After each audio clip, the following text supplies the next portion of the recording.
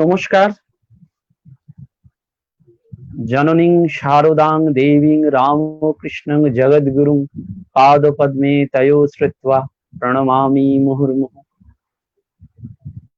আমাদের দিব্য আধ্যাত্মিক ত্রয়ী ভগবান শ্রী রামকৃষ্ণ পরমহংসদেব, সকলের মা শ্রীমা শারদা দেবী এবং যোগাচার্য স্বামী বিবেকানন্দকে প্রণাম জানাই। করুণাময়ী মা শারদা এই ফেসবুক পেজে আপনাদের সকলকে স্বাগত জানাই। আপনাদের সকলের উদ্দেশ্যে আমার ভক্তিপূর্ণ প্রণাম নিবেদন করি। আজ থেকে আমরা ধারাবাহিকভাবে সপ্তাহের প্রতি বুধবার সমবেত হব মাতৃ অনুধ্যানে, শ্রী মায়ের কথা। এবং এই মায়ের কথা বলতে গেলেই যেটি আমাদের ক্যাপশন টাইটেল, সেটি আমাদের বারবার ভাবায় করুণা রূপিণী বিশ্ব জননী শ্রী মা শারদা দেবী। আমরা সাধারণভাবে যখন রামকৃষ্ণ মঠ এবং মিশনের মন্দিরে যাই, তখন দেখবেন আমরা সকলেই দেখতে পাই যে ঠাকুর, মা এবং স্বামীজির ছবি। এই তিনটি ছবি, এই তিনটি প্রতিকৃতি আমাদের কাছে তিনটি তাৎপর্য বয়ে নিয়ে আসে। সেই তিনটি তাৎপর্য কি না, ভগবান শ্রী রামকৃষ্ণ পরমহংসদেব আমাদের কাছে ইন্সপিরেশন স্বরূপ তিনটি আই। যেন আমরা নিত্যদিন যেখানে আই আই আমি আমি করছি, ভগবান শ্রী রামকৃষ্ণ পরমহংসদেব আমাদের কাছে একটি আই, যে আই আমাদের ওই দিব্যতার সুরমূর্ছনায় জানিয়ে দেয় যে ভগবান শ্রী রামকৃষ্ণদেব আমাদের কাছে ইন্সপিরেশন স্বরূপ অনুপ্রেরণা দিচ্ছেন। কি অনুপ্রেরণা? না, তোমার দ্বারাও হবে, তুমিও পারবে, এগিয়ে যাও। একজন যদি ইন্সপিরেশন হন, তাহলে ঠাকুর যা বলে গেলেন সারা জীবনে, যে আদর্শের কথা, শিবজ্ঞানী জীবসেবার কথা, যত মত তত পথের কথা, সমগ্র মানুষের মধ্যে সেই একই ভগবানকে দেখার কথা, মনুষ্য জীবনের একমাত্র উদ্দেশ্য ভগবান লাভের কথা, এই যে আদর্শকে, যেটি শ্রী রামকৃষ্ণদেব ইন্সপিরেশন স্বরূপ আমাদেরকে বলে গেলেন, সেটি জগতের কাছে ব্যাখ্যা করার দরকার হয়ে পড়েছিল। স্বামী বিবেকানন্দ হলেন সেইটির ইন্টারপ্রিটেশন। অর্থাৎ ওই যে ঠাকুর, মা, স্বামীজির ছবি আমরা দেখি, তার মানে একজন যদি ইন্সপিরেশন হন, তাহলে স্বামী বিবেকানন্দ অবশ্যই ইন্টারপ্রিটেশন। স্বামী বিবেকানন্দ ছাড়া ভগবান শ্রী রামকৃষ্ণদেবের এই উচ্চ আদর্শের কথা, এই উচ্চ তত্ত্বের কথা আমরা কখনোই জানতে পারতাম না, বুঝতে পারতাম না। তাই তিনি হচ্ছেন ব্যাখ্যাতা, ইন্টারপ্রিটেশন। তত্ত্ব হলো, ব্যাখ্যা হলো, কিন্তু প্রয়োগ কে করবে? করে দেখাতে হবে। আমরা বারবার সেই কথা জানি যে যে ধর্মর মূল স্বরূপটি হচ্ছে আপনি আচরি ধর্ম অন্যরে শেখায়। ওই অন্যকে শেখাতে গেলে নিজেকে আচরণের মধ্যে দিয়ে সেটি পালন করতে হবে, এই আপনি আচরি ধর্ম। সেই জন্য শ্রী শ্রী মা শারদা দেবী হলেন ইমপ্লিমেন্টেশন। অর্থাৎ একজন যদি ইন্টারপ্রিটেশন হন, একজন যদি ইন্সপিরেশন হন, তাহলে অবশ্যই শ্রী শ্রী মা আমাদের কাছে ইন্টারপ্রিটেশন, অর্থাৎ তিনি আমাদের কাছে ব্যাখ্যা স্বরূপ নয়, তত্ত্বস্বরূপ নন, তিনি আমাদের কাছে প্রয়োগ স্বরূপ। এই জীবনে করবে কে? ওই করবেন হচ্ছেন শ্রী মা। সারা জীবন দিয়ে ঠাকুর যা বলে গেলেন শ্রী মা শারদা, সেইটি আমাদের পালন করে দেখিয়ে দিলেন এবং দেখালেন তার করুণার রূপ দিয়ে, তার স্নেহ ভরা আঁচল দিয়ে, তার আশীর্বাদের ডালিটি নিয়ে, তার কৃপা হস্তে প্রসারিত করে। দেখবেন সেই জন্য আমাদের বারবার বলা হয় যে শুধু প্রসব করলেই হয় না মাতা, মা হওয়া কি মুখের কথা? এই মা শব্দটি এসছে যে ম মানে ঈশ্বর আর আ মানে এই জগৎ, অর্থাৎ যার কাছ থেকে আমরা সেই জাগতিক আনন্দটা পাই, এই ম, তিনি হচ্ছেন আমাদের এই মা, যার কাছ থেকে আমাদের এই ঈশ্বরীয় আনন্দের রেশটা আমরা পাই এই জগতে থেকেও। তিনি জগতের মাঝে থেকেও ভগবানের সাথে একটা ইন্টারফেস রূপে কানেক্টিভ পয়েন্ট হিসাবে আমাদের কাছে থেকে যান। সেই জন্য আমাদের বারবার মনে হয় যে এই মায়ের করুণা, তিনি করুণার রূপ ধরে বিশ্ব জননী। আমরা বারবার বলি না গানে, বৈকুণ্ঠ হতে লক্ষ্মী এলো জয় রাম বাটিতে পৃথিবীর ওই মাটিতে। পৃথিবীর মাটিতে ওই বৈকুণ্ঠ থেকে জয়রাম মাটিতে ওই বৈকুণ্ঠ থেকে লক্ষ্মী এলেন। সে লক্ষ্মী কিরাম? সে লক্ষ্মী শ্রীরামকৃষ্ণের শক্তি। ঠাকুর নিজে সেজন্য বললেন, ওই যে শক্তি আমি সামনে রেখেছি, এই যে শক্তিকে তোমরা দেখছো সামনে রেখেছি, এর দ্বারাই সংসার বন্ধন মোচন করব। এই মা, যে মায়ের ঐশ্বর্যের লেশ পর্যন্ত নেই। বাবুরাম মহারাজ বলছেন, ওই যে তোমরা দেখলে যে ওই নেতা দিচ্ছে, বাসন মাজছে, ঘুঁটে কুড়োচ্ছে, সেই মাই হচ্ছে আমাদের রাজেশ্বরী মা। এই মায়ের কথা, এই মায়ের করুণার কথা যত আমাদের মনে হয়, তত আমাদের হৃদয় উদ্বেলিত হয়ে যায়। আমরা যেন অবিশ্রান্ত বর্ষা ধারায় যেমন ভেসে যাই, তেমনি মায়ের কথা যখন আমরা স্মরণ করি, তখন আমাদের মনে হয় ইনি তো আমাদের সেই গর্ভধারিণী মা নন। ইনি গর্ভধারিণী মায়ের স্নেহ ভালোবাসাকে অতিক্রম করে তিনি সত্যিকারের মা, তিনি গণ্ডি ভাঙা মা, তিনি পাতানো মা নন, কথার কথা মা নন, তিনি সত্যিকারের মা। এই সত্যিকারের মায়ের কৃপা করুণার কথা আমরা যত স্মরণ করি, নিত্যদিন যত চিন্তন করি, যত মনন করি, তত আমরা অবাক হয়ে যাই। বলছেন সেই সময়টা 1916 সাল, বেলুর মঠে দুর্গা পুজো হচ্ছে, মহা দুর্গা পুজো, এবং সেই মঠে পুজো হচ্ছে জগন্মাতার পুজো যেমন হচ্ছে, আর বেলুর মঠের নীলাম্বর বাবুর বাগান বাড়িতে এসে রয়েছেন স্বয়ং শ্রীমা সারদা দেবী। গিরিশচন্দ্র ঘোষের জ্যান্ত জগদম্বা শ্রীমা সারদা দেবী রয়েছেন। আমরা জানি 1901 সালে প্রথম স্বামী বিবেকানন্দ এই বেলুর মঠে দুর্গাপুজোর আয়োজন করেন, এবং পূজার সময় মঠে উপস্থিত ছিলেন স্বয়ং শ্রী মা, এবং তার নামই পুজোর সংকল্প হয়েছিল। মা সত্যি, আমরা মজা করে বলি যে দত্ত চ্যাটার্জি অর্থাৎ গদাধর চট্টোপাধ্যায় আর ওই নরেন্দ্রনাথ দত্ত, এদের যে এই বিশ্বব্যাপী কর্মকাণ্ড, সেই বিশ্বব্যাপী কর্মকাণ্ডের চিফ এক্সিকিউটিভ অফিসার হচ্ছেন শ্রীমা সারদা দেবী। শ্রীমা সারদা দেবী ছাড়া আমাদের আর দ্বিতীয় কেউ নেই। সেই জন্য প্রাচীন সন্ন্যাসীরাও আজও যখনই বেলুর মঠে কেউ কখনো সমস্যায় পড়েন, তারা মায়ের কাছে গিয়ে যান, মায়ের কাছে ওই হাতটি পেতে দাঁড়ান। মা তাদের কৃপা করেন, মা তাদের করুণার পথে, করুণার আলোতে তাদের সিঞ্চিত করেন, করুণার পথ দিয়ে, করুণার কৃপা দিয়ে। যুগ যুগ ধরে শাস্ত্র সাধুরা সেইটি বলে এসেছেন যে হে ভগবান, তুমি আমাদের আইন দিয়ে রক্ষা করো না, তুমি আমাদের করুণা দিয়ে রক্ষা করো। তোমার করুণা, সেই করুণা পেলে তবেই আমরা তোমাকে জীবনে বুঝতে পারবো। সেই বেলুর মঠে রয়েছেন, এবং সেই বেলুর মঠের স্বয়ং জগদম্বার পুজোয় জ্যান্ত দুর্গা উপস্থিত। এবং পরবর্তীকালে 1902 সালে স্বামীজির দেহত্যাগের পর কয়েক বছর বেলুর মঠে দুর্গাপুজো বন্ধ হয়, কারণ বিরজা হোম করে যে সন্ন্যাস নেওয়া হয়, যে প্রেস মন্ত্র, সন্ন্যাসের প্রেস মন্ত্র উচ্চারণ করে যে সন্ন্যাসীরা সন্ন্যাস গ্রহণ করেন, সমস্ত কিছু বিসর্জন দিয়ে যখন তারা এগিয়ে যান, সেই আত্মন মোক্ষার্থং জগদ্ধিতায় এই মন্ত্র উচ্চারণ করতে করতে এই ভাবটি নিয়ে সেই সময় ঠিক হলো যে এই সন্ন্যাসীদের নামে সংকল্প হতে পারে না, তাই পুজো বন্ধ ছিল। কিন্তু 1916 সালে দেবীর পুজো যখন শুরু হলো, সকাল থেকে প্রবল বৃষ্টি, মা স্বয়ং রয়েছেন নীলাম্বর বাবুর বাগান বাড়িতে, আর সপ্তমীর দিন সকাল থেকে দুর্গাপূজার দিন বৃষ্টি। আমরা জানি না এবছরের এই বিশ্ব মহামারীতে কিভাবে সে পুজো হবে, অর্থাৎ দুর্গাপুজো নিয়ে আমরা যখন এখানে রয়েছে, কিন্তু আমরা তো জানি যে আমাদের মা রয়েছেন, ঠিক আমাদের একটা উপায় বার করে দেবেন।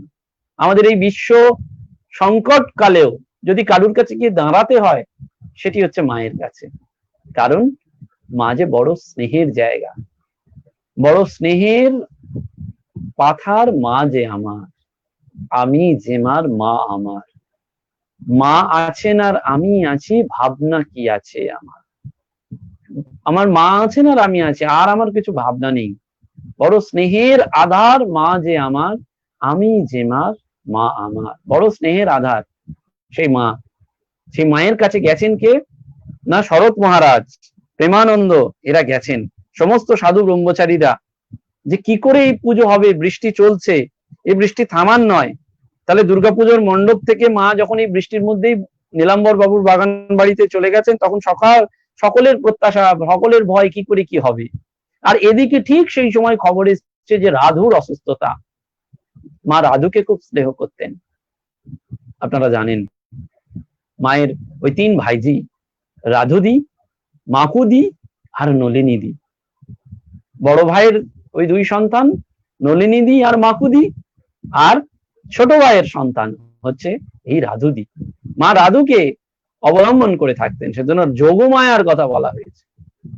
যোগমায়া অবলম্বনে এই রাধুদি রয়েছেন, রাধুদিকে অবলম্বন করে মা থাকতেন। তা খবর এসছে যে রাধুদির শরীর খারাপ।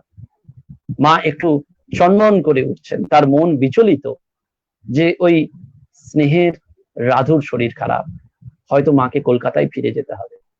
আর এদিকে ব্রহ্মচারীদের, সাধুদের খুব দুঃখ, মনে কষ্ট যে আমরা মাকে পাবো না, এরকম পুজো হচ্ছে, সেই পুজোর সময় আমরা মাকে পাবো না। স্বামী ধীরানন্দজির কথা শুনে প্রেমানন্দজি মহারাজ হাত জোর করে বললেন, কারণ যখন সাধু ব্রহ্মচারীরা বলছেন যে মা ফিরে গেলে আমাদের এই যে পুজোর আনন্দ সেটাই মাটি হয়ে যাবে, মা যেন না যান, মা যেন এই আনন্দে থাকেন, আমাদের সঙ্গে থাকেন, সাধুদের বড় ইচ্ছা। তো ধীরানন্দজি বলছেন বাবুরাম মহারাজকে যে আপনি একটু মাকে গিয়ে বলুন না। তো প্রেমানন্দজি হাত জোর করে বলছেন, বা মহামায়াকে কে বাবা নিষেধ করতে যাবে, তার যা ইচ্ছা তাই হবে, তার ইচ্ছার বিরুদ্ধে কে কি করবে, মা স্বয়ং মহামায়া। ঠাকুর বললেন না, এবারে ওই ঐশ্বর্য ঢেকে এসেছে, যাতে পাশের লোকের দেখে অশুদ্ধ মনে হয়। যিনি স্বয়ং ঐশ্বর্যশালিনী, তিনি এবারে ঐশ্বর্য ঢেকে এলেন, রূপ ঢেকে মা এসেছেন, রানী এসেছেন। আমরা মাকে ধরতে পারছি না, বুঝতে পারছি না, কিন্তু মা এসেছেন। সেজন্য বাবুরাম মহারাজ বলছেন, মহামায়াকে কে বোঝাতে যাবে বাবা, কে বারণ করতে যাবে, তার যা ইচ্ছা তাই হবে, তার ইচ্ছার বিরুদ্ধে কি হবে। তিনি তো স্বয়ং মহামায়া, তিনি তো সেই স্বয়ং জগৎধাত্রী, তিনি তো সেই অহং রাষ্ট্রই। তাহলে তাকে কি করে বোঝাতে যাই, তাকে কি করে নিষেধ করতে যাই। সত্যি মহামায়ার ইচ্ছা কিন্তু ভিন্ন ছিল। ওই যে আমাদের ইচ্ছা একরকম হয়, আর ভগবানের ইচ্ছা একরকম। সেজন্য মহামায়ার ইচ্ছা কিন্তু আলাদা ছিল।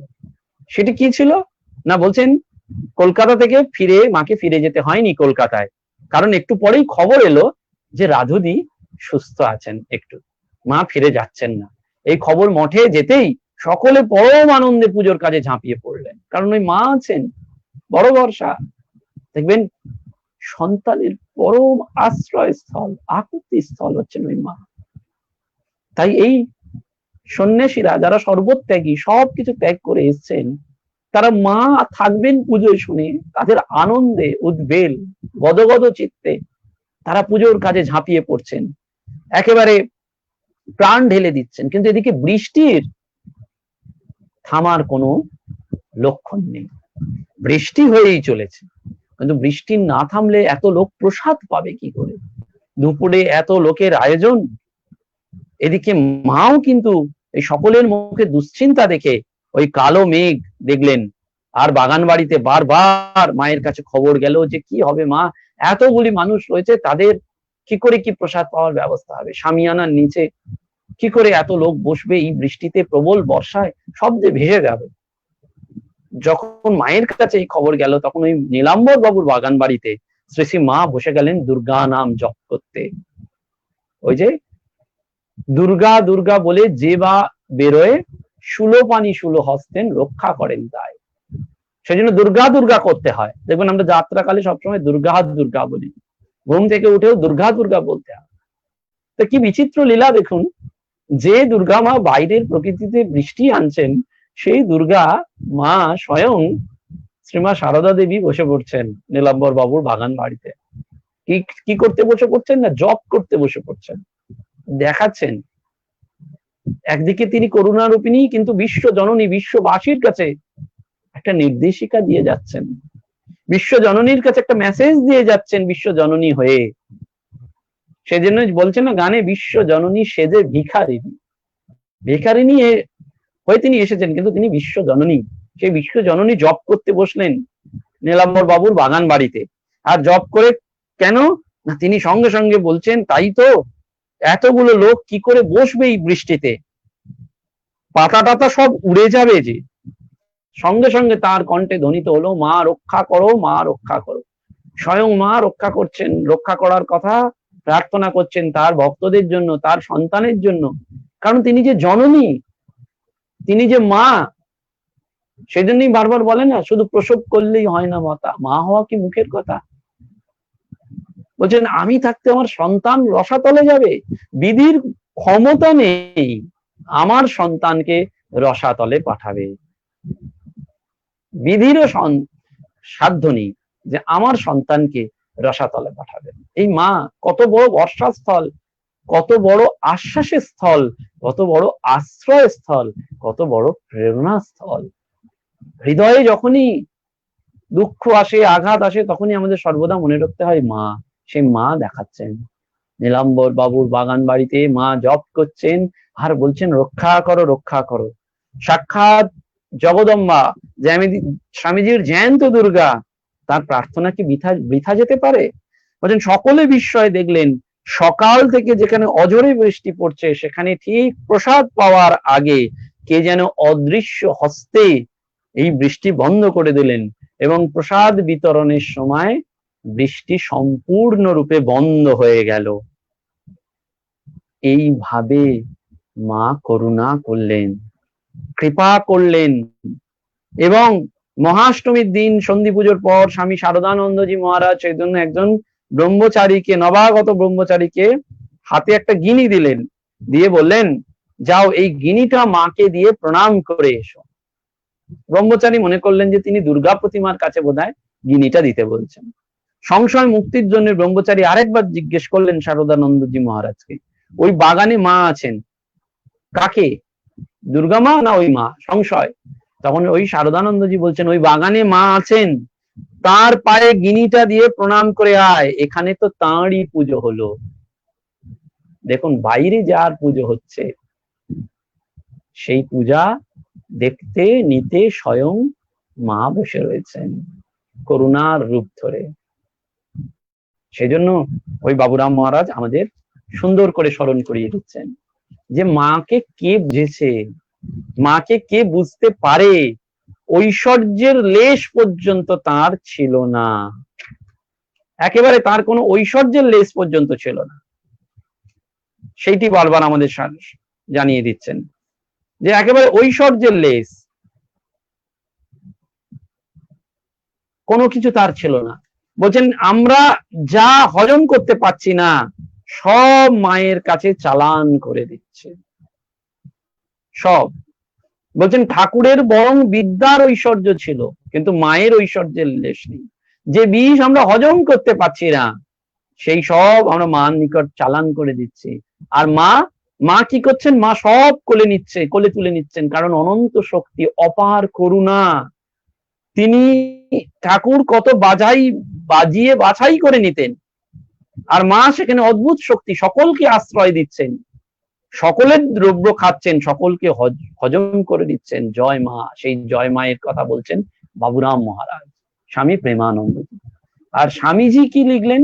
স্বামীজি গুরু ভাইদের লিখছেন চিঠিতে, মা ঠাকুরন কি বস্তু বুঝতে পারোনি, এখনো কেহই পারো না, ক্রমে পারবে। সত্যি মাকে আমরা বুঝতে পেরেছি কি? মাকে আমরা বুঝতে পারিনি। মাকে বোঝা যায় না, কারণ তিনি ধরা দিতে চান না। দেখুন, মায়ের জীবনটা দেখে সেই জন্য ক্রিস্টোফার ইসারুড বলছেন এ স্টোরি অফ ফিনোমেনন, একটা মহা ঘটনার যেন একটা গল্পের মতন, কাহিনীর মতন। এই মাকে দেখুন, কি বলবো আমরা, তাকে দেবী বলবো না মানবী বলবো? যদি তিনি দেবী হন, তাহলে তিনি আমাদের নিকট এত নিজের মতন খাচ্ছেন বা বসাচ্ছেন, লোকজনের সাথে কথা বলছেন, যার যেটি দরকার তাকে সেটি দিচ্ছেন, সমস্ত ভক্তকে কোলে তুলে নিচ্ছেন, এটি একেবারে দেবী রূপে করছেন না মানবী রূপে? মানুষের মতনই তিনি আমাদের সমস্ত শোক, তাপ, দুঃখ সবকিছু নিচ্ছেন। আবার ওই দেবী জ্ঞানে তিনি আমাদের কাছে তার স্বরূপটিকে উন্মোচিত করে দিচ্ছেন। তাহলে আমরা তাকে দেবীও বলতে পারছি না, তাকে আমরা মানবীয় বলতে পারছি না। তিনি যেন কোথাও আমাদের ভাষাতীত হয়ে যাচ্ছেন, আমাদের ভাষাবিহীন হয়ে যাচ্ছেন, হারিয়ে যাচ্ছেন। সেই মায়ের কথা যত আমরা স্মরণ করি, যত আমরা মনন করি, তত আমরা ভাবি। স্বামী বিশুদ্ধানন্দজি মহারাজ তিনি বলছেন, তিনি ছোট বয়সে মাতৃহারা হয়েছিলেন, তো তিনি যাচ্ছেন মায়ের কাছে, কারণ তিনি দক্ষিণেশ্বরে ছিলেন, দক্ষিণেশ্বরে যাতায়াত করতেন। শ্রীমর কাছে তিনি ঠাকুরের কথা শুনেছেন, মায়ের কথা শুনেছেন, তো তার হঠাৎ ইচ্ছা হলো যে তিনি মাকে একটু দর্শন করতে যাবেন জয়রামবাটিতে। মাকে নিয়ে যাবেন জয়রামবাটিতে দর্শন করতে, কিন্তু মনে মনে ভাবছেন যে মাকে কাছে যাব, সাক্ষাৎ অবতারের সঙ্গিনী, তিনি কিভাবে আমাকে গ্রহণ করবেন, রিসেপশনটা কিরকম হবে। আমরা যখন কোনো আননোন প্লেসে যাই, যখন অপরিচিত জনের কাছে যাই, তখন আমরা সবসময় ভাবতে থাকি যে আমাদের ওই রিসেপশনটা কি করে হবে, কিভাবে আমাদের তিনি ট্রিটমেন্ট করবেন, কিভাবে আমাদের তিনি দেখবেন, কিভাবে আমাদের তিনি সঙ্গে কথা বলবেন, এই রকম নানান দোলাচল নিয়ে যখন পূজনীয় শ্রীমৎ স্বামী বিশুদ্ধানন্দজি মায়ের কাছে যাচ্ছেন জয়রামবাটিতে, মা তাকে দেখেই বলছেন, তা বাবা আসতে কোনো কষ্ট হয়নি তো পথে? দেখুন, বলছেন আসতে কোনো কষ্ট হয়নি তো, কেমন আছো বাবা? বলছেন এই যে অহেতুকি ভালোবাসা, এই হৃদয়ঙ্গম করা সৌভাগ্য জীবনে প্রথম লাভ করলাম যখন মায়ের সংস্পর্শে আসি। বলছেন মা প্রথম দর্শনে, এবং তিনি প্রাণের প্রাণে অনুভব করলেন যিনি সত্যিকারের মা। জন্মের মাকে অতিক্রম করেও, গর্ভধারিণী মাকে অতিক্রম করে মা সেই স্নেহ জননী, বিশ্ব জননী, যাকে জানেন না, কোনো ব্লাড কানেকশন নেই, কিন্তু তাকেও বলছেন বাবা পথে আসতে কখনো কষ্ট হয়নি তো? তারপরেই যখন 1907 সালে এই বিশুদ্ধানন্দ স্বামী এবং আরেকজন গুরু ভাই মায়ের কাছে সন্ন্যাসের বস্ত্র এবং আশীর্বাদ প্রার্থনা করছেন, তখন মা তাদের জন্য প্রার্থনা করছেন, ঠাকুর এদের রক্ষা করো, পাহাড় পর্বতে বনে জঙ্গলে যেখানেই থাকুক এরা যেন দুটি খেতে পায়, এদের তুমি সন্ন্যাস রক্ষা করো। ভেবে দেখুন, যে সন্ন্যাসী বিরজা হোম করতে করতে বলেন পিতা নৈব মে নৈব মাতা ন জন্ম, আমার বাবা নেই, আমার মা নেই, আমার কিচ্ছু জন্ম নেই, আমি সবকিছুর অতীত হয়ে যাচ্ছে, কিন্তু সেই সন্ন্যাসীও অনুভব করছেন যে দেহ নাই, গেহ নাই, জনক জননী নেই, আত্মবন্ধু নেই, কিন্তু একটা সম্বন্ধ সে অস্বীকার করতে পারছেন না, যে আর কেউ না থাকুক আমার একজন মা রয়েছেন। এই নিখিল মাতৃ হৃদয়, এই যে নিখিল মাতৃ হৃদয় হিসাবে সেই মা সারদা দেবী রয়েছেন। সেই স্বামী বিশুদ্ধানন্দজি আরো বলছেন যে জয়রামবাটিতে আমরা রয়েছি, অনেক ভক্তরাও রয়েছেন, মা সকলের সাথে খেতে বসলেন। ঠাকুর যেমন ভক্তদের পেলে আনন্দ করতেন, নবীতে নিয়ে গিয়ে তাদের সাথে নানান কথা এবং ভক্তদের জন্য কখনো কখনো বিশেষ কিছু কিছু জিনিসও রেখে দিতেন। বলছেন মায়ের ভাবটিও তাই, এদের দুজনের ভাবই এক, কোনো অংশে কম নয়। বলছেন কিরকম সে ভাব? বিশুদ্ধানন্দজি মহারাজ বলছেন, আমি আর অচলানন্দজি মহারাজ খেতে বসেছি, অন্য সবাই ভক্তরা খাচ্ছেন, খাওয়া হয়ে যাওয়ার পর সবাই যে যার ঘরে চলে গেলেন। রাত্রে শোবার আগে মা আমাদের দুজনকে ডেকে পাঠালেন। তো আমরা ভাবছি মা ডাকছেন, কেন ডাকছেন, নিশ্চয়ই কোনো কারণ আছে। তো মা ডাকছেন এইটি শুনে আমরা যখন গেলাম, তখন দেখলাম মা শয়নের পূর্বে ওই বাইরের বারান্দাতে 2 গ্লাস দুধ নিয়ে দুটি হাতে করে তিনি দাঁড়িয়ে রয়েছেন। সন্ন্যাসীদের জন্য মা ওই দুধ নিয়ে দাঁড়িয়ে আছেন, বলছেন বাবা খাও, এত পর্যাপ্ত দুধ ছিল না যে সকলকে দিতে পারবো, ওরা বাবা বাড়িতে খেতে পাবে, কিন্তু তোমাদের কে খাওয়াবে বলো?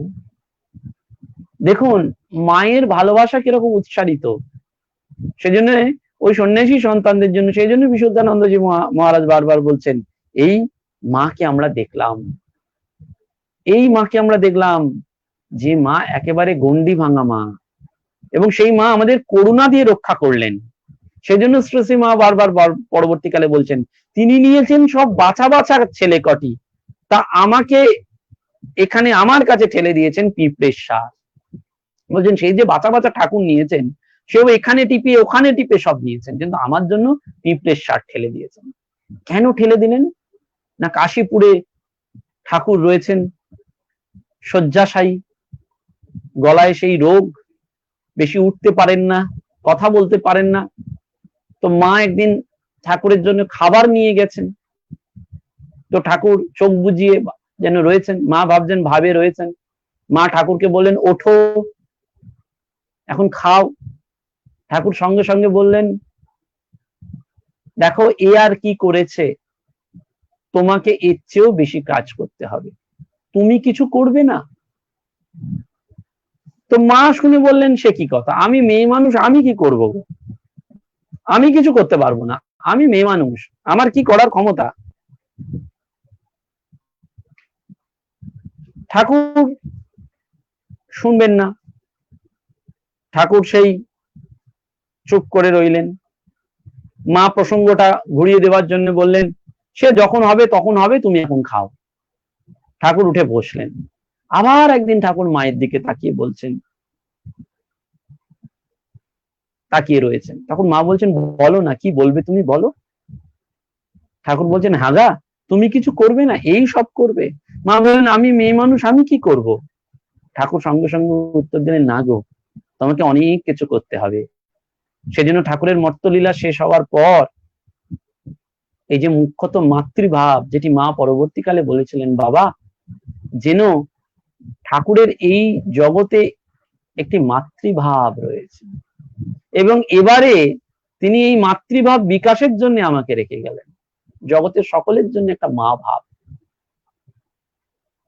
আমরা ওই যে ভগবানকে যখন ডাকি, তার দুইটি ভাব, ঈশ্বর ভাব অর্থাৎ পিতৃভাব, আরেকটি মাতৃভাব, ঈশ্বরী ভাব, মাতৃভাব। এই ভগবানকে আমরা সাধারণত যখন প্রার্থনা করি, তখন ওই পিতৃভাব, হয় পিতৃভাবে নয় মাতৃভাবে, ওই মাকে আমরা প্রার্থনা করি। তো মাতৃভাব বিকাশের জন্য তিনি রেখে গেলেন, এবং সেই জন্য তিনি ওই লীলা সংবরণের আগে বলছেন, কলকাতার লোকগুলো পোকার মতন কিলবিল করছে, তুমি তাদের দেখো। পরবর্তীকালে রামকৃষ্ণ মঠ এবং মিশনের সন্ন্যাসী পূজ্যপাদ স্বামী বুধানন্দজি মহারাজ বলতেন যে কলকাতা নয়, সারা জগৎ জুড়ে এই পোকার মতন লোকগুলো কিলবিল করছেন, আর মা রয়েছেন তাদের দেখার জন্য।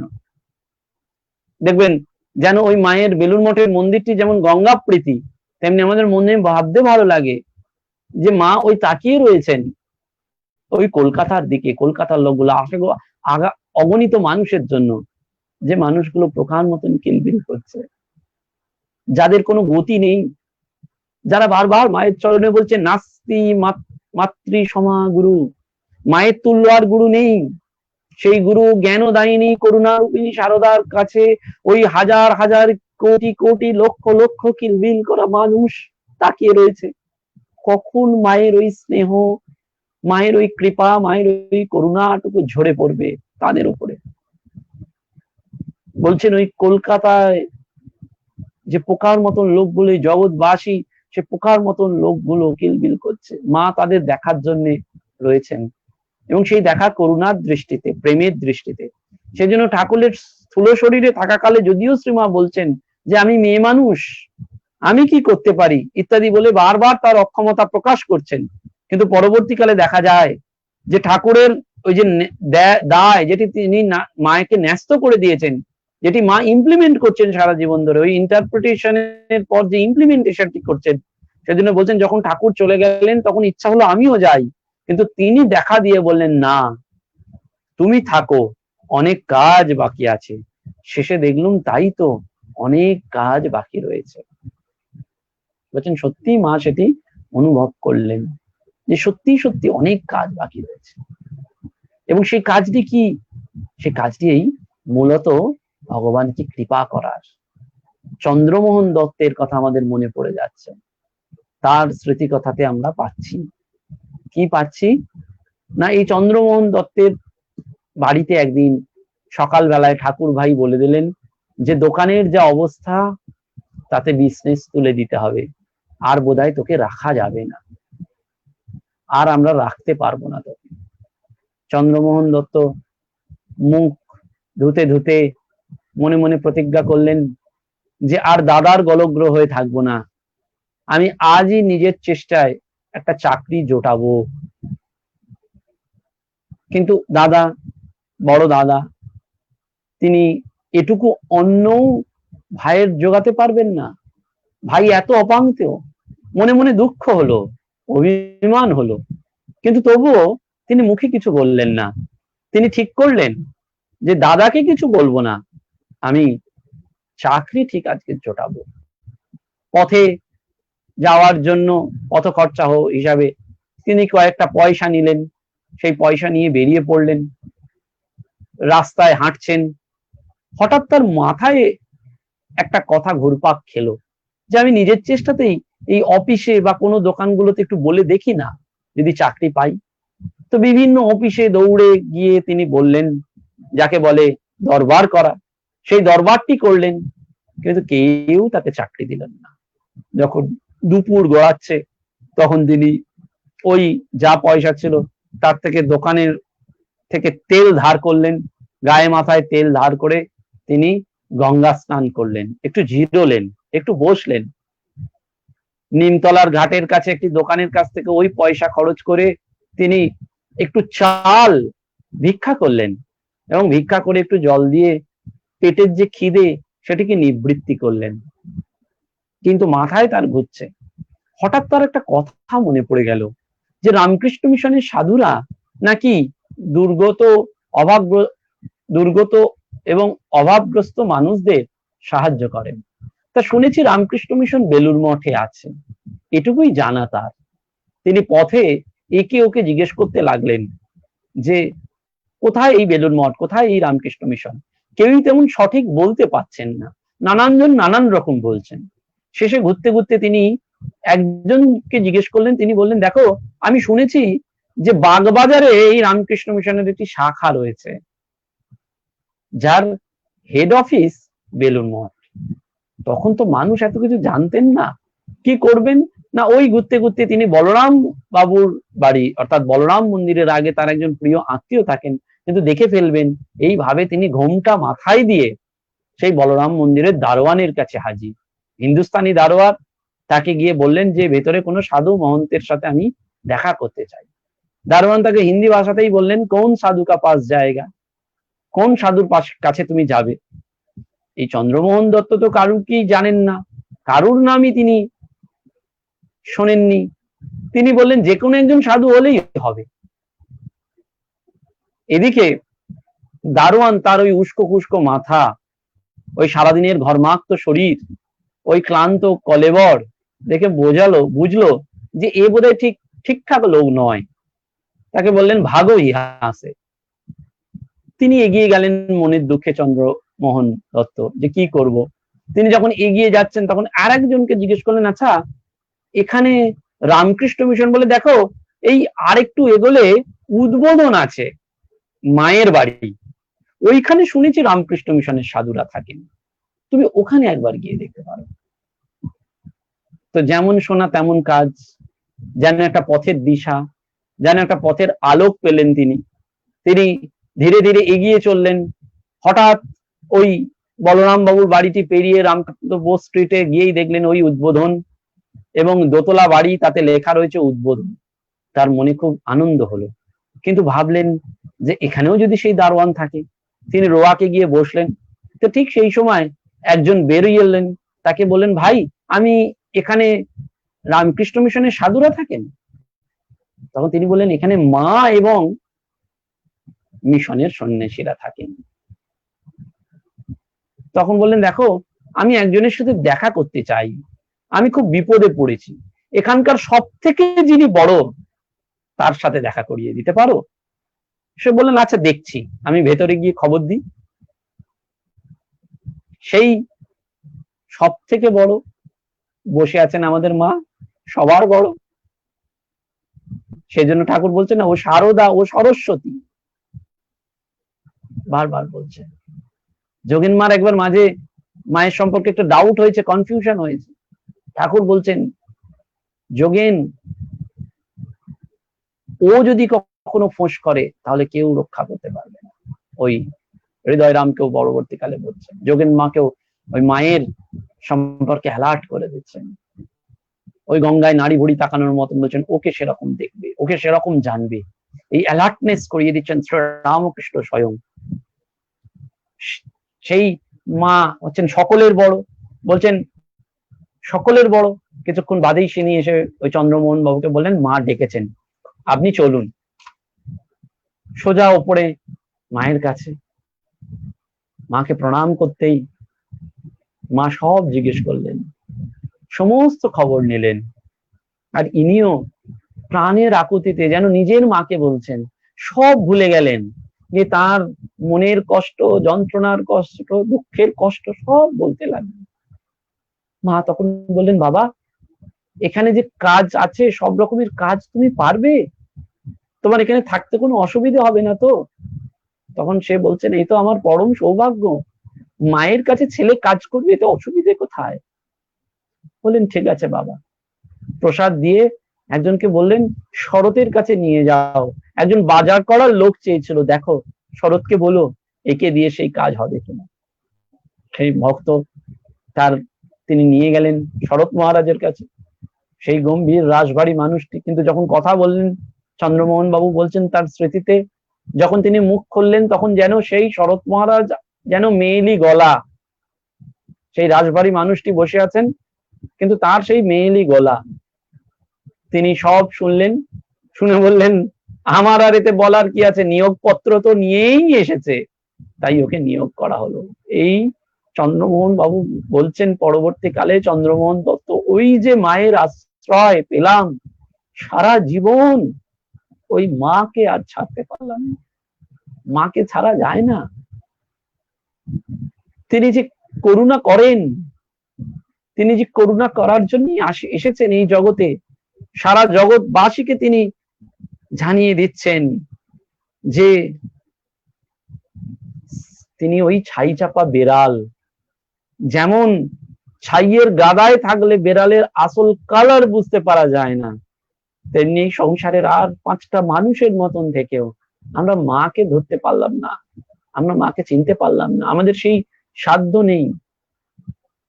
সেজন্য শারদানন্দ মহারাজের দোস্ত, তাকে শারদানন্দ মহারাজের বন্ধু একেবারে পদ্মবিনোদ, সেই মাতাল পদ্মবিনোদ, তিনি মাকে ডাকতেন, করুণাময়ী মাকে ডাকতেন। রাত্রিবেলায় সবাই যখন ঘুমিয়ে পড়তেন তখন শরৎ মহারাজ বসে থাকতেন, পাছে মায়ের ঘুম ভেঙে যায়। কে কার কথা শোনে? সন্তান মাকে ডাকবে। সেই পদ্মবিনোদ রাস্তা থেকে ডাকতেন, ওঠো গো করুণাময়ী, খোলো গো দুয়ার, আধার হেরিতে নারী হৃদি কাঁপে অনিবার। যেই এই গলা মায়ের কাছে যেত, মা সঙ্গে সঙ্গে খুলে দিতেন, দরজা খুলে তার দিকে তাকাতেন। আর পদ্মবিনোদ ওই 2 চোখ ভরে মাকে দেখে বলতেন, উঠেছো মা? সন্তানের ডাক কানে গেছে? মাতাল পদ্মবিনোদ, জাগতিক দুঃখে জর্জরিত পদ্মবিনোদ, সেই পদ্মবিনোদকে তো মায়ের আশ্রয়টি নিতে ভোলেননি, মায়ের করুণা পেয়েছিলেন। জীবনের শেষ মুহূর্তেও যখন অপারেশন হয় তখন তিনি ওই শ্রীরামকৃষ্ণ কথামৃত পাঠ করার কথা বলছেন, ঠাকুরের বই পাঠ করার কথা বলছেন। মায়ের কাছে গিয়ে যখন পরবর্তীকালে বলা হচ্ছে তখন মা বলছেন ও তো ঠাকুরেরই ছেলে, বলছেন না মা, ও তোমার কৃপা পেয়েছিল তাই তোমার কোলেই গেল। ওই পদ্মবিনোদ যখন গান করছেন, মা যখন দরজাটি খুলছেন, জানলাটি খুলছেন, শরৎ মহারাজকে ডিঙিয়ে, কোথায় পাহারাদার, কে পাহারাদার? স্বয়ং জগৎ জননীর কাছে তিনি চলে গেছেন, সন্তান মায়ের কাছে চলে গেছেন। সঙ্গে সঙ্গে মা বলছেন, ওই তাকিয়ে তাকে আশীর্বাদ করছেন। আর ওই পদ্মবিনোদ শারদানন্দের দোস্ত, সে রাস্তায় গড়াগড়ি দিয়ে সেই ধুলো মাথায় করে গান গাইতে গাইতে চলে যাচ্ছেন, যতনে হৃদয়ে রেখো আদরিনী শ্যামা মাকে, মন তুই দেখ আর আমি দেখি, আর যেন কেহ নাহি দেখে, আমি দেখি দোস্ত না দেখে, যতনে হৃদয়ে রেখো আদরিনী শ্যামা মাকে। শ্রেষী মাকে যখন কেউ কেউ বলছেন ও মাতাল, ও লম্পট, ওকে তুমি কেন এত কৃপা, বলছেন তা হোক গে বাবা, ওর ডাকে যে থাকতে পারি না তাই দেখা দিই। মাকে ডাকলে মা থাকতে পারেন না, সেজন্য আমরা বারবার মায়ের কাছে ওটি ভাবি, মায়ের কাছে আমাদের প্রার্থনা করতে হয়। এই মা জগদম্বা তার নরলীলার জন্য অবতীর্ণা হয়েছেন। এই রহস্যময় সত্যটি স্বামীজি, ব্রহ্মানন্দজি, শারদানন্দ, গিরিশ চন্দ্র সবাই বুঝেছিলেন। 1325 বঙ্গাব্দের ঘটনা। শ্রী শ্রী মা তখন আছেন বাগবাজারে মায়ের বাড়িতে উদ্বোধনে, সঙ্গে সেবক আছেন কোয়ালপাড়ার জনৈক ব্রহ্মচারী, আর আছেন শারদানন্দজি, মায়ের প্রধান সেবক। হঠাৎ রাত্রি 10টার সময় মায়ের বাড়িতে এসে উপস্থিত হলেন কোয়ালপাড়া গ্রামের বৃদ্ধ নফরচন্দ্র কোলে। তিনি সেই রাত্রেই মাকে দর্শন করতে চান। মাকে পেয়ে নফরবাবু কান্নায় ভেঙে পড়েছেন, চোখের জলে মায়ের চরণ ধুইয়ে তিনি কাঁদতে কাঁদতে বলছেন, ওই যে চোখের জলে, তব দয়া দিয়ে হবে যে গোমর জীবন ধুতে, নইলে কি পারি তোমার চরণ ছুতে। তোমার দয়া না থাকলে তো আমি তোমার চরণ স্পর্শ করতে পারবো না মা। আমি যে অনেক অন্যায় করেছি, অনেক পাপ করেছি, কিন্তু আমি দাঁড়াবো কোথায়?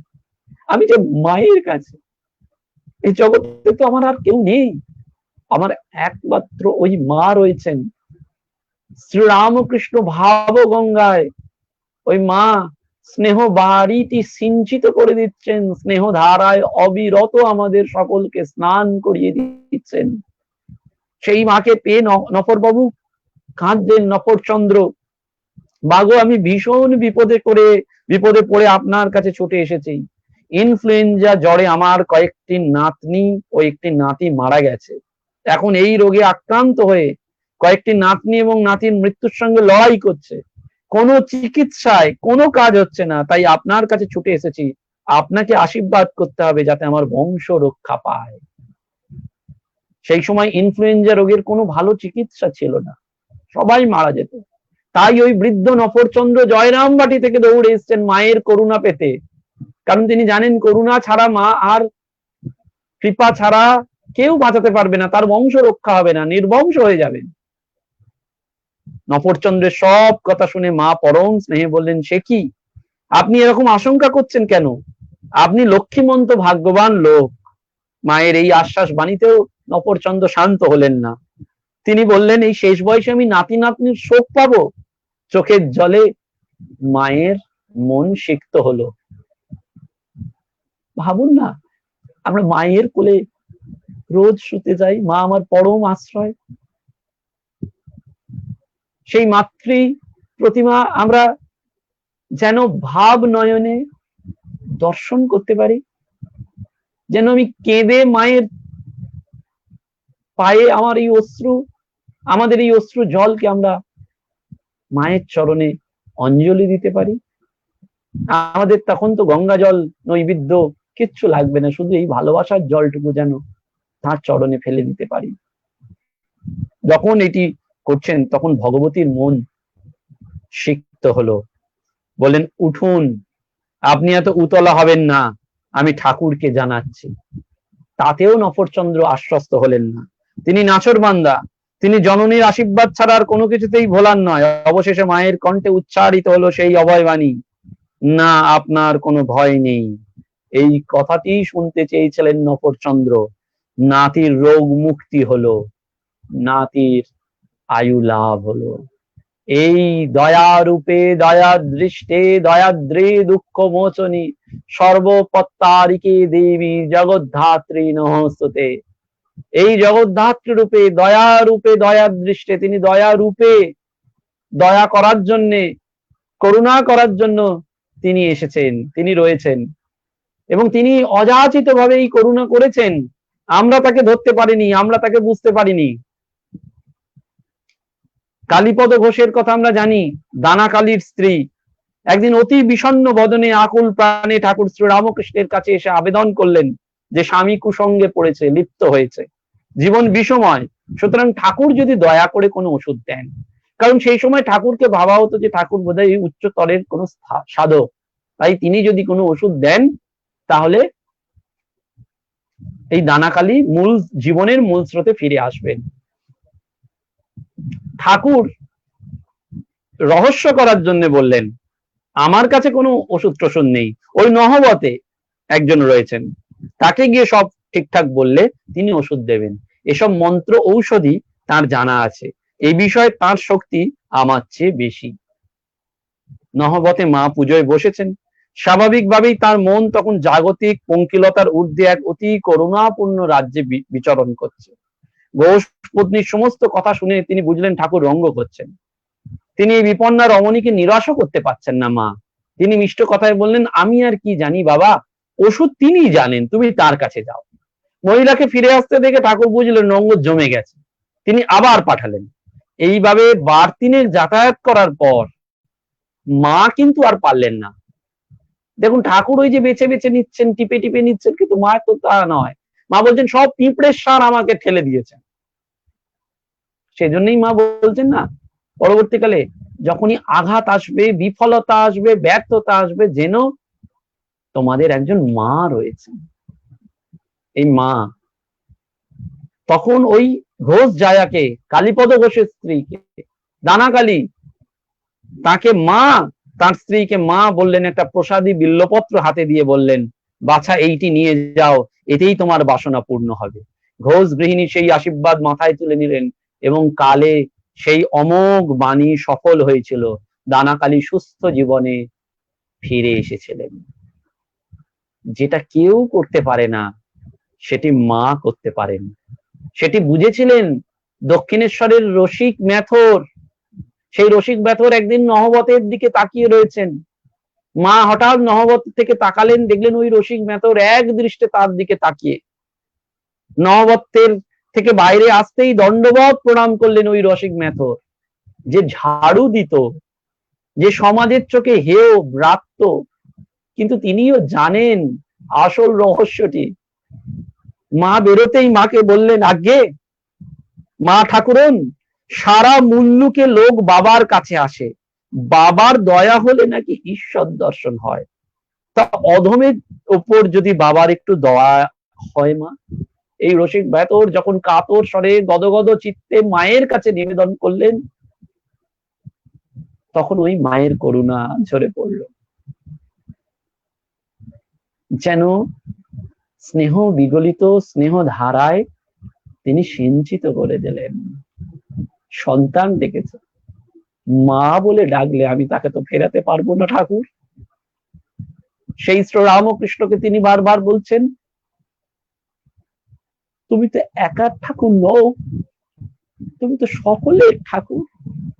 এই যে বিশ্বজনীন, এই যে সর্বগ্রাসী একটা আলিঙ্গন, সে মাতৃত্বের আলিঙ্গন।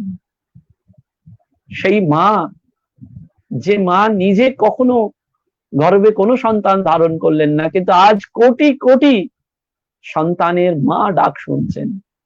সেই রসিক মেথর, সেই ঝাড়ুদার, সমাজের চোখে সে নিকৃষ্ট, একটু ছোট বাপের কাজ করে, দক্ষিণেশ্বরের মন্দির ঝাড় দেয়, কিন্তু তারও তো স্প্রিয়া হয়েছে।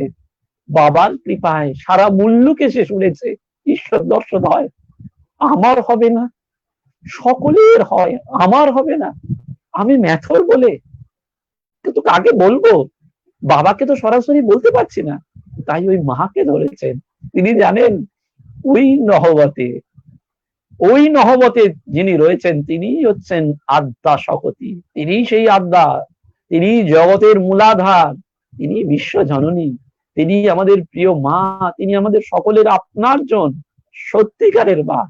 তাই সত্যিকারের মা রসিক মেথরকে ফেরালেন না, তার কথাটি শুনলেন, শুধু শুনলেন না, এই ঠাকুরের কাছে নিবেদনটুকু করলেন সেই জন্যই তো পরবর্তীকালে ঠাকুর রসিক ব্যাথরকে কৃপা করেছিলেন, যে কৃপা আমরা দেখি যে আমার শেষের দিনে তোমাকে আসতে হবে, সেই কৃপার সলতেটা উস্কে দিয়েছিলেন শ্রীমা সারদা দেবী, আর ঠাকুরের কাছে মা নিবেদন করেছেন। ঠাকুর কি তা ফেলতে পারেন? তাই রসিক ব্যাথরের মতন আমাদেরও যে বড্ড বলতে ইচ্ছা করে, মা এই দুর্দিনে দুর্বিপাকে যখন আমরা রয়েছি, আমাদের তো কোথাও যাওয়ার জায়গা নেই, শুধু তো তোমার করুণার আঁচলের তলায় আমরা থাকতে পারি, তোমার স্নেহ আঁচলের তলায় আমরা থাকতে পারি। আমরা জীবনে অনেক পাপ করেছি, জন্ম জন্মান্তরের এই সংস্কার নিয়ে এসেছি, কিন্তু তোমার কাছে একবার যখন এসেছি, তোমার নাম যখন একবার নিয়েছি, তখন তুমি আমাকে দূরে সরিয়ে দিও না। ভাগবতে রয়েছে শ্রীকৃষ্ণের মাহাত্ম্য যদুবংশ বুঝতে পারেনি। চাঁদের যখন প্রতিবিম্ব পুকুরে জলে পড়ে, তখন মাছরা বুঝতে পারে না যে চাঁদ উঠেছে, মাছেরা মনে করে এ তাদেরই সম কেউ একটি মাছ, যে তাদের সাথে খেলা করছে। যখন ভোর হয় তখন তাদের সব গুলিয়ে যায়। তেমনি এই শারদা সূর্য উঠেছে, সেই শারদা চন্দ্র, সেই শারদা চন্দ্রের প্রতিবিম্ব, শারদা সূর্যের জ্যোতি, সেই জ্যোতিতে অন্তর উদ্ভাসিত হয়, সেই শারদা চন্দ্রের আলোতে অন্তর স্নিগ্ধ হয়।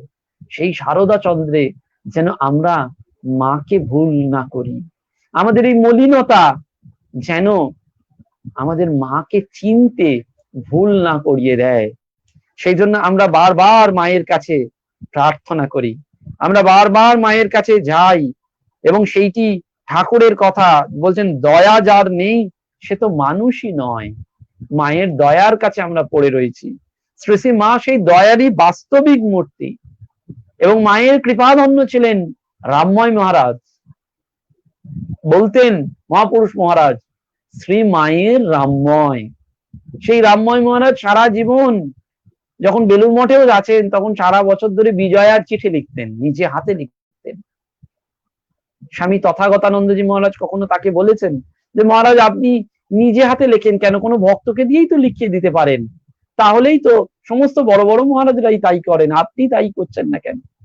তখন রামময় মহারাজ বলছেন, শোনো ভক্তরা আমার নিজের হাতের লেখা চায়, আমি তাই ওই একই পত্র কখনো বাবাকে দিই, মেয়েকে দিই, ওদের তাগিদ নেই, কিন্তু ওরা আমার নিজের হাতের লেখাটি চায়। ভক্ত সেবা। সেই রামময় মহারাজ জয়রাম বাটির জন্য টাকা তুলতে আসতেন, কত কষ্ট করে আসতেন, মাকে ভালোবাসা পেয়েছিলেন, সেই মায়ের কাছে ছিলেন, মায়ের কোলে পিঠে বড় হয়েছেন স্নেহে যেন। সেই রামময় মহারাজ যখন জয়রামবাটি থেকে কলকাতায় আসতেন, বরানগরে থাকতেন, ওই বরানগরের ভক্তদের বাড়িতে যেতেন, মায়ের কথা অনর্গল বলতেন। কেন না, পাছে কেউ 10 টাকা 15 টাকা দেবে, সেই পয়সাটি নিয়ে গিয়ে তিনি জয়রামবাটির আশ্রমে দেবেন। এই কামারপুকুরের জমিটি যখন নেওয়া হয়, তখন পাঁচিল নেওয়া, সেই পাঁচিলটি দিয়েছিলেন এই মায়ের রামময় মহারাজ। নিজে স্কুল থেকে এসে ওই ভাড়ারে জোগাড়ের কাজ করেছেন, কারণ ঠাকুরের জমি আগলে রাখতে হবে। কেন আগলে রাখতে হবে না, এরা এই মায়ের ভালোবাসার আগলানোটা পেয়েছিলেন। স্নেহ ভালোবাসা দিয়েই একমাত্র এই জগতের মানুষকে আগলানো যায়। সেই জন্য মা বারবার বলছেন না, জোর করে কায়দায় ফেলে কাউকে কিছু করা যায় না, একমাত্র ভালোবাসাতেই সবকিছু করা যায়। এই সংসার ভালোবাসার সংসার, সেই ভালোবাসার সংসারে আমরা সবাই স্থান পেয়েছি। সেই ভালোবাসার সংসারে আমরা মায়ের কাছে যদি নিত্যদিন প্রার্থনা করি, তাহলে বুঝতে পারবো যে মায়ের করুণা কোথায়। সেই রামময় মহারাজ ছোটবেলা থেকেই তার আধকপালি রোগ ছিল, সেজন্য মাথার যন্ত্রণা হতো। একবার ধরলেন মাকে জয়রামবাটিতে, যদি এটি উপশম করে দেওয়া যায়। মা এক দৃষ্টিতে তার মুখের দিকে কিছুক্ষণ তাকিয়ে রইলেন, তারপর বললেন, ও রামময়, ওটা থাক, কর্মভোগ হয়ে যাওয়াই ভালো, তবে ঠাকুরের কৃপায় তোমার সব সয়ে যাবে, বেশি কষ্ট হবে না। দেখুন মা সেই আশীর্বাদটি করে দিয়ে গেলেন। তার কর্মভোগটি করানোর জন্য একেবারে হরণ করে নিলেন না, কিন্তু গুরু রূপে, স্বয়ং চৈতন্য দাত্রী রূপে, স্বয়ং মুক্তি দাত্রী রূপে তিনি সেটি করতে পারতেন, কিন্তু স্নেহের রামময়কেও বলে দিলেন ওই যে প্রারব্ধ সেটি তোমার এই জীবনের এই শরীরের ওপর দিয়ে হয়ে যাবে, কিন্তু ঠাকুরের কৃপায় তোমার সমস্ত কষ্ট সয়ে যাবে, বেশি কষ্ট হবে না। এইটি আমাদের ভাবায় আমরা সেই মাকে বুঝতে পারিনি। কে বুঝতে পেরেছিলেন জানেন? একমাত্র স্বামীজি। বলরাম বাবুর বাড়িতে স্বামী বিবেকানন্দ তার ত্যাগী এবং গৃহীদের ডেকেছেন, সবাইকে ডেকেছেন, উদ্দেশ্য একটাই, মায়ের জন্য তিনি টাকা পাঠাবেন। জিজ্ঞেস করছেন যে মা রয়েছেন তো মায়ের জন্য একটা মাসিক টাকা আমি পাঠাতে চাই, মাসোহারা পাঠাতে চাই। তো অনেকে বলছেন, কেউ বললেন 3 টাকা। স্বামীজি শুনে বললেন 3 টাকা? আরেকজন একটু বাড়ালেন, বাড়িয়ে বললেন না 5 টাকা। স্বামীজি বললেন 5 টাকা? আরেকজন একটু হিসেব করে বললেন না 7 টাকা। আমি হিসেব করে দেখলাম হিন্দু বিধবা রমণী 7 টাকা। তখন স্বামীজির চোখে জল, বলছেন আমি তোমাদের গুরু পত্নী, আমার গুরু শ্রী রামকৃষ্ণের পত্নী হিসাবে নয়, এই হিন্দু ঘরের বিধবা নারী হিসাবে নয়, আমি আমার মায়ের জন্য পাঠাতে চাই, তোমাদের কাউকে পাঠাতে হবে না। আমি ভিক্ষা করেও আমার মায়ের জন্য মাসে 25 টাকা করে পাঠাবো। দেখুন অন্যরা যেখানে বলছেন 3 টাকা, 5 টাকা, 7 টাকা, তারা যেন মাকে ওই মূল্যে বিচার করছেন, 3, 5, 7। কিন্তু স্বামীজি সবাইকে টপকে, সবাইকে ঝাঁপিয়ে বললেন উনি আমার মা, সেই মায়ের জন্য 3 টাকা, 5 টাকা, 7 টাকা নয়, সেই মায়ের জন্য 25 টাকা পাঠাবো। স্বামীজি নির্দেশ দিলেন মায়ের জন্য আমি ভিক্ষা করে, সেই জন্য তিনি চেয়েছিলেন যে ওই মায়ের জন্য আগে মঠ করতে হবে, ওই মায়ের জন্য বারবার গুরু ভাইদের বলছেন ওই মায়ের জন্য মঠ। আজও যদি ওই সারদা মঠে আমরা যাই, ওই সন্ন্যাসিনীদের দেখি, তাহলে মায়ের ওই প্রতিবিম্বিত রূপটি আমরা দেখতে পারবো। ওই ভক্তিপ্রাণা মাতাজি আজও রয়েছেন, যিনি স্বামী বিজ্ঞানানন্দজি মহারাজের আশ্রিতা।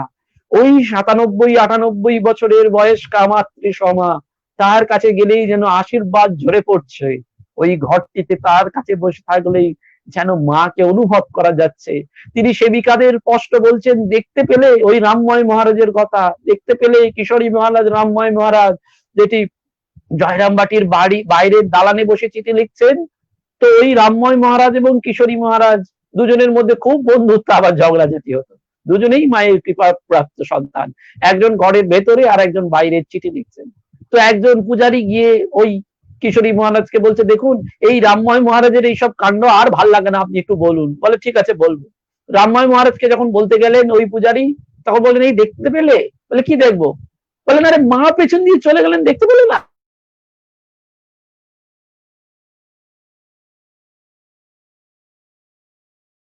মা চলে গেলেন? ওই আমি তো মহারাজ বলছেন মা এসেছিলেন, ওই পেছন দিয়ে চলে গেলেন। কি বলি বলুন তো? আর পারি না বাবা, এই বয়স্ক সাধুদের নিয়ে আর পারি না।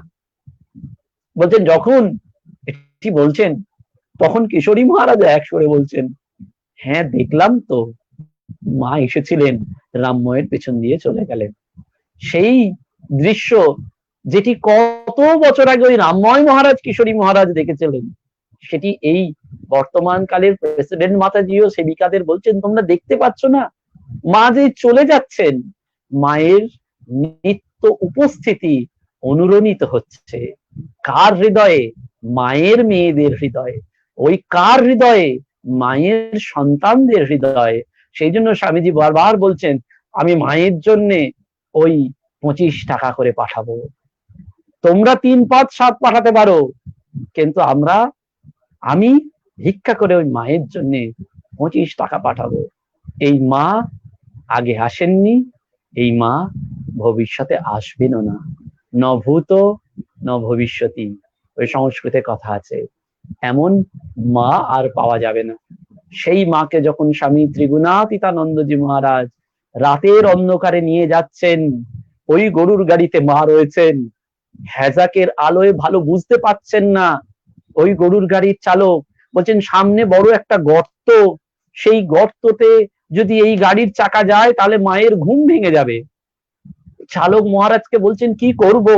তখন ত্রিগুণাতীতানন্দজি মহারাজ যাকে ঠাকুর পাঠিয়েছিলেন মায়ের কাছে মন্ত্র দীক্ষা নেওয়ার জন্য, মন্ত্র নেওয়ার জন্য, সেই ত্রিগুণাতীতানন্দজি মহারাজ চালককে বলছেন, দাঁড়াও দাঁড়াও, এই রাতের অন্ধকারে ওই গর্তের ওপর দিয়ে গরুর গাড়ির চাকাটা চালিয়ে দিও না, আমি দেখছি। তিনি নেমে গেলেন। ওই সারদা প্রসন্ন, ওই ত্রিগুণাতীতানন্দজি কোমরে মালকোষ বেঁধে ওই গর্তের ওপর শুয়ে পড়লেন, বললেন, চালাও আমার পিঠের ওপর দিয়ে গাড়ি, আমার জগৎজননীর ঘুম যেন না ভাঙে। কিন্তু মা বুঝতে পারলেন যে তার সন্তান, বলেন, বাবা এ কি করছো? তখন যেন আমাদের কানে ওই শব্দটি বাজে।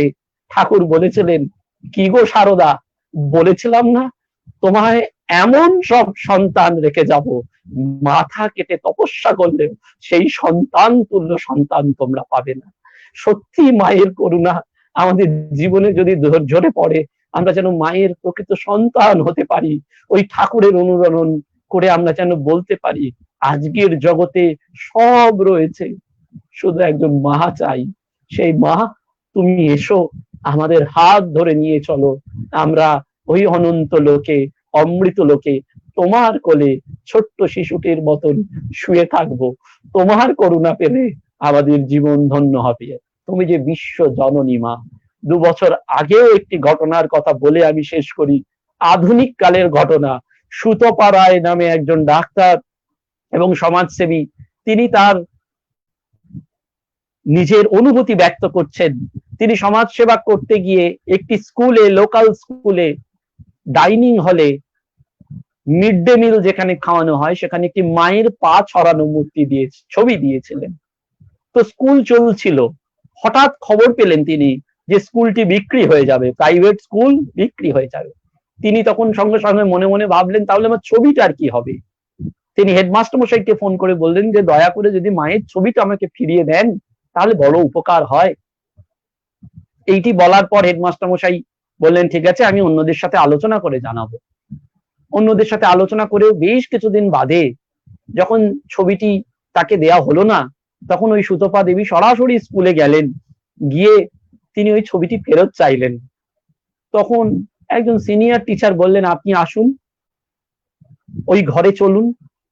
সুতপা দেবী গিয়ে দেখলেন যে ওই ছোট্ট ছোট্ট বাচ্চা, প্রাইমারি স্কুলের বাচ্চা, যারা এত কিছু মায়ের গুরুতত্ত্ব বোঝে না, তারা ওই ছবিটাকে ঘিরে দাঁড়িয়ে রয়েছে, দাঁড়িয়ে বলছে, না গো দিদিমণি, এই ছবিটা আমরা দেব না, এই ছবিটাকে ঘিরেই তো আমরা রোজ মিড ডে মিলের ভাত খাই, তাই এই ছবিটার সামনে বসেই আমরা খাই, আমরা এটি দিতে পারবো না। তখন ওই সুতপা দেবীর চোখ দিয়ে জল ঝরে পড়ছে। তিনি বলছেন, এই ছবিটা স্কুল চলে গেলে কি হবে? তারা বলছেন, স্কুল যাই হোক, এই ছবিটাকে আমরা কখনো ছাড়বো না। এর মধ্যে থেকেই যেন আমরা আমাদের মাকে খুঁজে পাচ্ছি। এইটি মায়ের করুণা। এই যান্ত্রিকতার যুগে, এই বিজ্ঞানের যুগে মা তার করুণার আঁচলে, স্নেহের আঁচলে তার সন্তানদের বেঁধে রাখেন। আমাদেরও দৃঢ় বিশ্বাস তিনি আমাদের কৃপা করবেন, ভরসা করবেন, আমাদের রক্ষা করবেন। করুণাময়ী মা সারদা এই ফেসবুকে পেজে করুণাময়ী বিশ্বজননী মা সারদা দেবীর চরণে বারবার এই অনুধ্যান রূপ বাক্য পুষ্পাঞ্জলি নিবেদন করি। বারবার বলতে ইচ্ছা করি, তোমার মতন মায়ের চরণে জানি আমরা স্থান পাই। সকলকে প্রণাম জানিয়ে আজকের এই অনুধ্যান শেষ করলাম। আবারও আগামী বুধবার মায়ের কথায় আপনাদের সকলের সাথে থাকবো। জননীং শারদাং দেবী রামকৃষ্ণং জগদ্গুরুং পাদপদ্মে তয়ো শ্রিত্বা প্রণমামি মুহুর্মুহু। মাকে মুহুর্মুহু প্রণাম নিবেদন করি।